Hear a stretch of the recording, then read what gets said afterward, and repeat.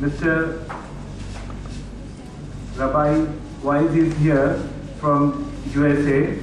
इनके बारे में आपको बता दूं कि ये हमारे यहूदी ज्यूज जो है उनके ऐसे उससे ताल्लुक़ रखते हैं, एक आम यहूदी, एक आम ज्यू जो ज़ायनिज़्म के खिलाफ है, सहूनियत के खिलाफ है, और उनकी तंजीम जो है न सिर्फ यूएसए में है, अमेरिका में है, खुद इजराइल में है, यूरोप के कई ममालिक में है, इंग्लैंड में है, और इस इजराइल के इस जुल्म और सितम के और बर्बरियत के खिलाफ जो है ज़बरदस्त तरीके से जद्दोजहद कर रही है.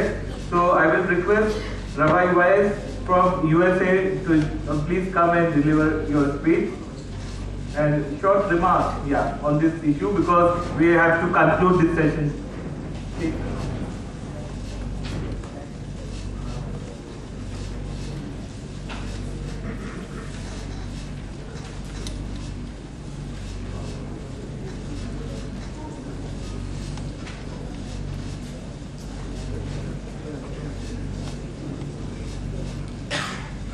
रवाई जो है आज यौम सबत है, शनिचर है, इसलिए वो माइक पर नहीं बोल सकते. With the help of the Almighty, I pray to the Almighty to bestow upon me His truth, His wisdom, that I may be worthy of conveying His message, sanctifying His name, and bring peace to this world. Amen. Assalamu alaikum.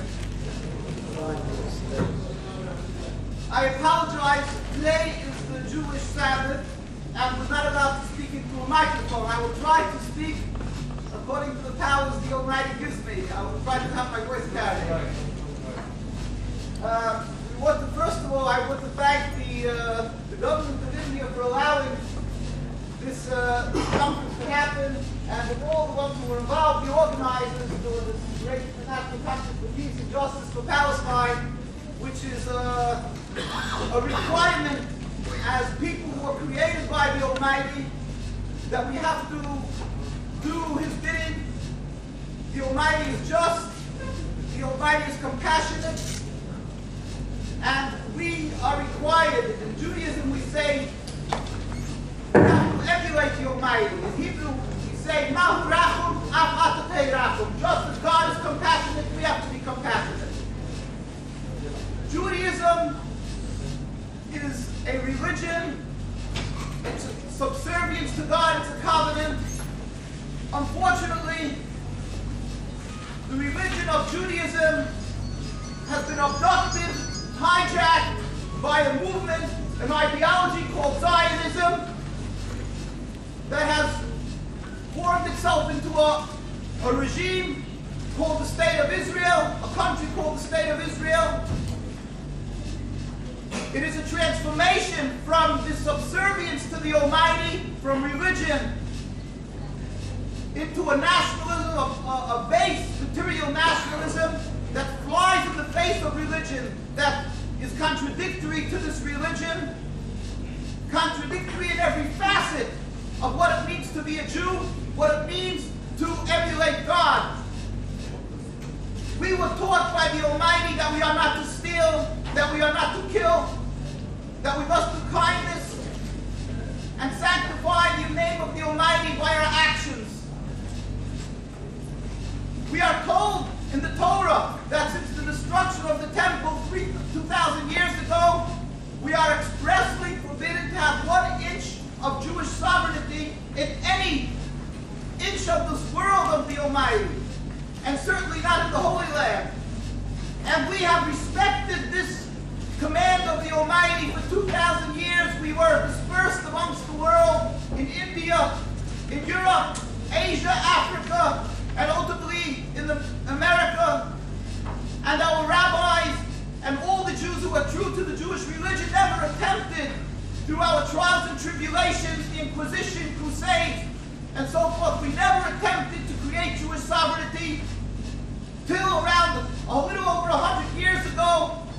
A group of rebels, of heretics, Theodor Herzl and his cohorts came along. They detested the Jewish religion, and they decided to make a national home.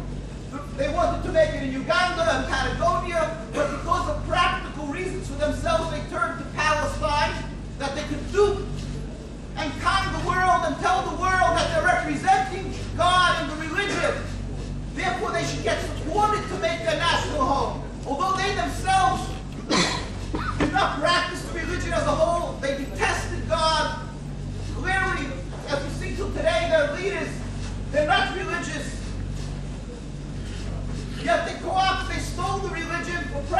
purposes. When they lose godliness, they lose morality.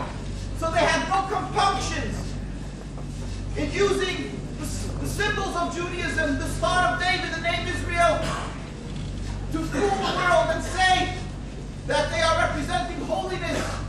Who was that representative of this rogue state of Israel?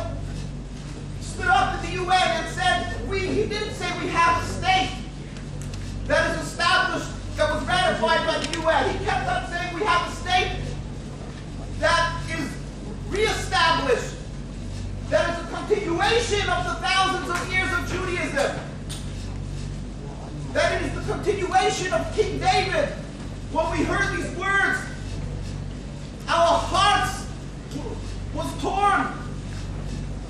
How disgusting, how repugnant that somebody could stand up, he doesn't even cover his head in the UN representing godliness in Judaism, saying that he's representing my religion. We have books, writings of all the rabbis universally from the day that Zionism started. They stood up and they said, this is a rebellion against God. Clearly we're not to make a state. We accept God's exile with the destruction of the temple till ultimately one day God will make a miracle where all humanity will recognize God, will join up and join in. That will be the will of all humanity. And we will then join up and go serve God. But until that day, it is clear we are not to make any sovereignty.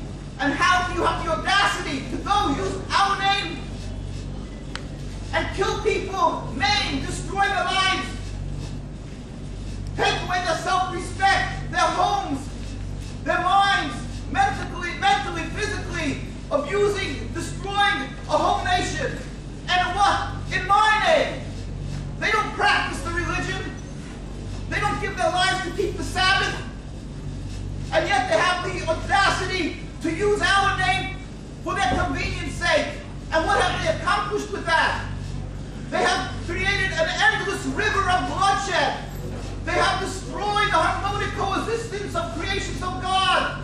Arabs and Jews have been living together for hundreds of years in every Arab and Muslim country in peace and harmony. We have flourished as distinct Jewish people practicing our religion when there was no United Nations or human rights groups to protect us, and we flourished in every Arab and Muslim country. When we were being hounded and killed by the Inquisition, by the Crusades, and by the Second World War. Where did we go to? To the Arab and Muslim countries, where we were given a safe haven, graciously taken in. And in Palestine, my colleague, Rabbi Rosenberg, is 8 generations Palestinian.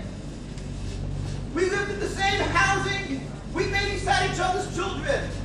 And this movement of Zionism, this state of Israel, they came along and made an announcement to the world that these selfless, good-natured people full of heart are anti-Semites and do not countenance a Jew. What could be more of a nakba?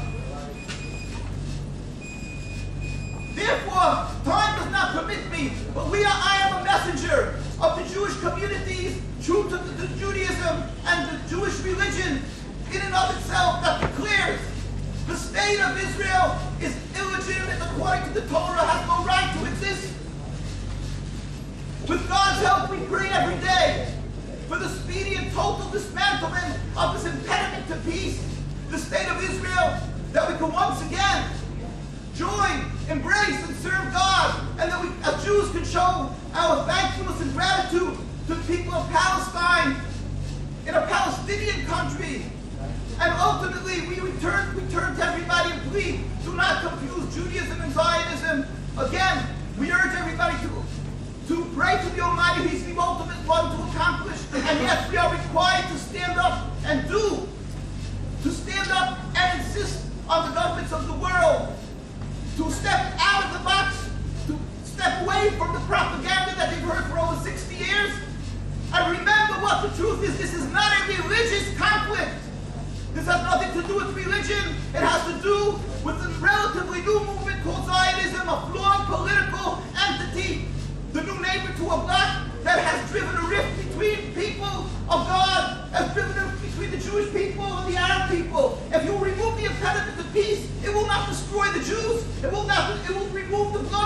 We can once again live in peace. So you must do, and you must pray, and with God's help, we will enjoy seeing, just we said this all yesterday, the first step with an acknowledgement to the name Palestine. We should see a full, free Palestine.